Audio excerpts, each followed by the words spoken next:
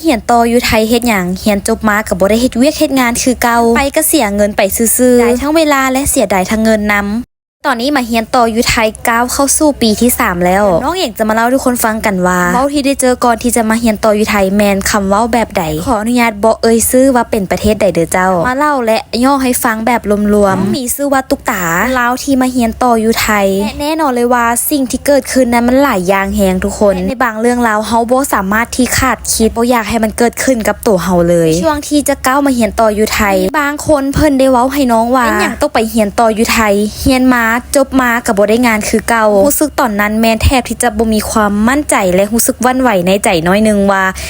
เฮาคิดถูกหรือคิดผิดเนาะในการที่เฮาจะตัดสินใจไปเฮียนต่ออยู่ไทยนั้นสุดท้ายแล้วเนาะทุกคนในครอบครัวและญาติพี่น้องเพิ่นก็บอกว่าเฮียนไปโลดยามใดที่เฮามีโอกาสเฮาจงเบิ่งและสังเกตเบิ่งคนที่เขาบ่มีโอกาสที่จะได้เฮียนให้เอามาเป็นตัวอย่างคนมีโอกาสเฮียนแต่บ่อยากเฮียนแต่ว่าสำหรับบางคนที่บ่มีโอกาสจะได้เฮียนพัดอยากเฮียนจากที่น้องเต็งได้ฟังคำเว้าของหลายๆคนในหลายๆรูปแบบเฮ็ดให้น้องมีความเชื่อมั่นในตัวเองหลายขึ้นและสุดท้ายนี้ก็ได้ก้าวเข้าสู่การเรียนต่อประเทศไทยได้เลยว่าคำเว้าของผู้คนนั้นมีหลายรูปแบบแฮงทั้งคนดีและคนบ่ดีมีทั้งคนคอยที่จะด่าเฮาตลอดเวลาก็มีคือกันทุกคนน้องเองก็จะมักบอกกับตัวเองอยู่เรื่อยๆว่า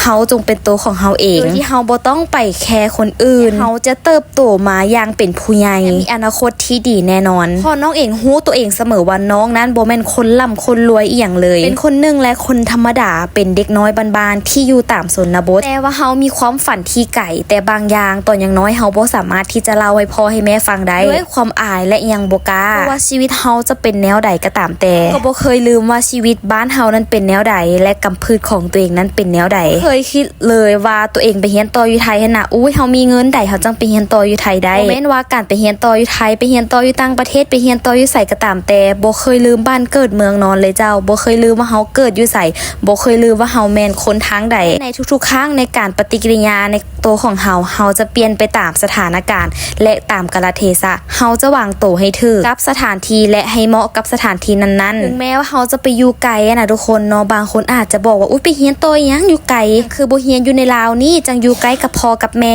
ถามว่าคิดฮอดอีพ่ออีแม่บ่ยอมรับว่าคิดฮอดอีพ่ออีแม่คือกันเด้อแม้ว่าน้องจะมาเฮียนต่ออยู่ไกลจากพ่อจากแม่แต่น้องเองก็ให้ความสบายใจกับพ่อกับแม่ตลอดโดยที่บ่เฮ็ดให้เพิ่นนั้นลำบากใจหรือเสียใจท้ายนี้น้องเองก็อยากจะขอบใจคนไทยที่คอยใจดีและให้คำแนะนำใจหลายๆเด้อเพราะน้องเองคิดเสมอว่าทุกคนคือคนภายในครอบครัวหากว่าทุกคนมีอย่างที่จะอยากคอยบอกสอนน้องเองก็สามารถที่จะบอกสอนได้โดยตลอดท้ายนี้ในการเฮียนต่ออยู่ไทยเฮ็ดให้น้องนั้นได้เติบโตเป็นผู้ใหญ่หลายขึ้นยังรู้คุณค่าของตัวเองไป